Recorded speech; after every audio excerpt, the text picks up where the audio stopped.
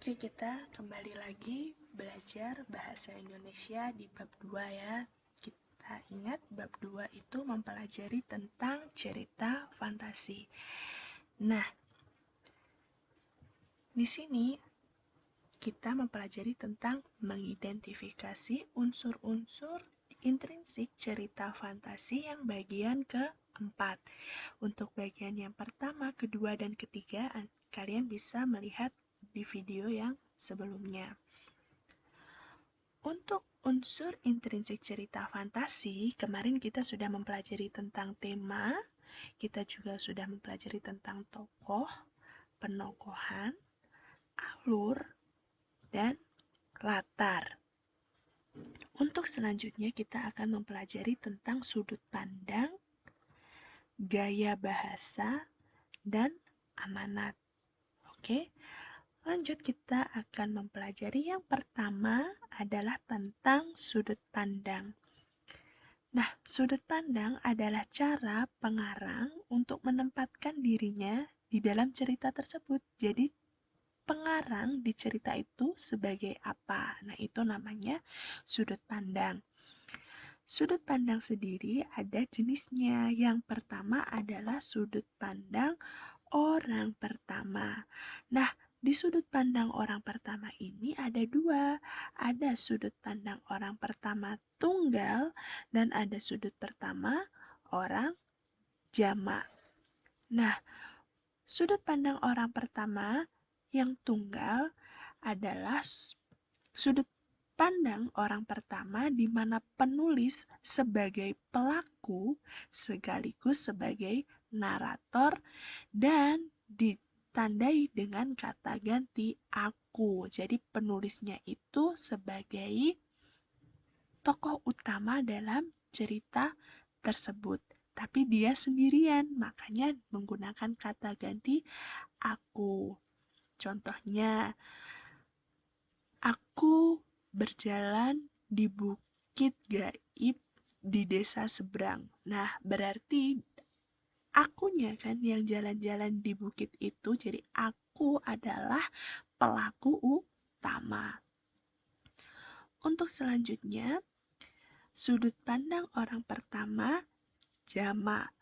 Nah, sebenarnya sudut pandang orang pertama yang jamak ini mirip dengan sudut pandang orang pertama yang tunggal, hanya saja aku di sini tidak sendirian, makanya menggunakan kata ganti kami. Jadi, contohnya, kami sedang berjalan-jalan di bukit gaib desa seberang. Tadi kan aku, sekarang kami. Jadi dia nggak sendirian. Makanya sudut pandang orang pertama jamak seperti itu. Lanjut ke sudut pandang orang kedua. Nah, di sudut pandang orang kedua ini penulis sedang berbicara dengan kata ganti kamu. Jadi di sini tuh penulisnya atau pengarangnya itu sebagai pelaku yang sedang berbicara dengan orang lain. Nah, ditandai dengan kata ganti kamu, kau, atau Anda. Contohnya, Anda sedang apa di kota yang sepi ini? Nah, berarti dia sudut pandang orang kedua. Karena pelaku sedang berbicara dengan orang lain. Seperti itu. Lanjut, di sudut pandang orang ketiga. Nah, di sudut pandang orang ketiga ini juga ada dua. Yang pertama adalah sudut pandang orang ketiga yang tunggal. Nah, di sini penulis itu ada di luar cerita. Nah, biasanya ditandai dengan kata ganti dia. Seperti itu. Lalu untuk yang jamak, nah, penulis menuturkan cerita berdasarkan persepsi atau kacamata kolektif. Nah, biasanya dia menggunakan kata ganti mereka. Maksudnya penulis menggunakan kata ganti mereka. Untuk selanjutnya adalah gaya bahasa yang digunakan dalam teks cerita fantasi. Nah, karena di dalam cerita fantasi itu mengandung cerita yang fiksi atau tidak nyata, maka gaya yang digunakan itu tidak terikat pada gaya bahasa baku. Jadi dia menggunakan gaya bahasa yang tidak formal. Seperti apa?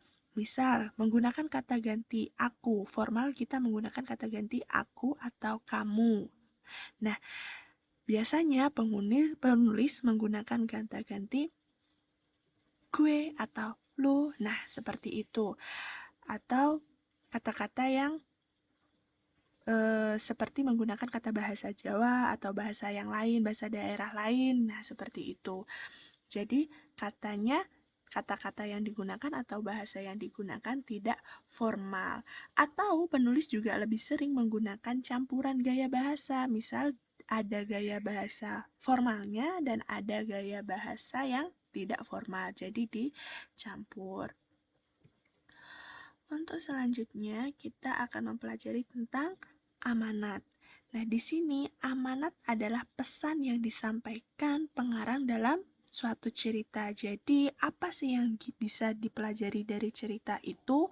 Nah, itu adalah amanat. Oke, kita akan mencoba melihat unsur intrinsik di cerita ini. Oke. Nah, di sini kita memiliki cerita fantasi dengan judul Petualangan di Gua Ajaib. Nah, petualangan di Gua Ajaib. Nah, kita akan mencari sudut pandangnya dahulu. Kita baca ya. Suatu hari, Valia, kata ganti orang ya, sedang melamun di sofanya dan tiba-tiba dia melihat sebuah padang bunga. Di sana terdapat sebuah gua. Lalu Valia, kata ganti orang lagi, masuk ke gua itu dan dia bertemu dengan hewan yang bisa bicara.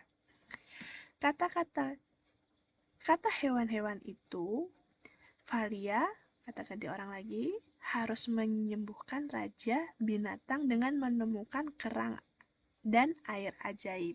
Nah, dari sini kita bisa tahu nih ya, dia menggunakan kata ganti dia. Nah, berarti di sini dia menggunakan sudut pandang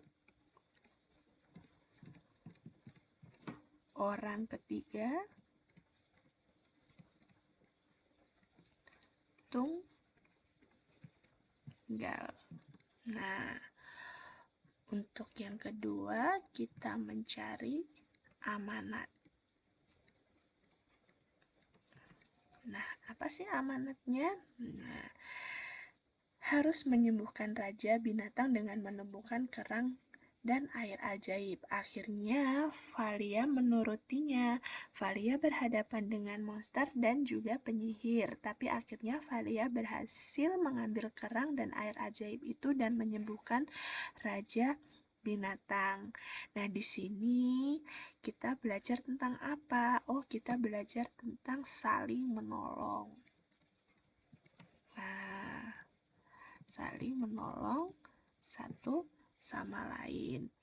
Yang kedua, kita harus menjadi seseorang yang pemberani. Menjadi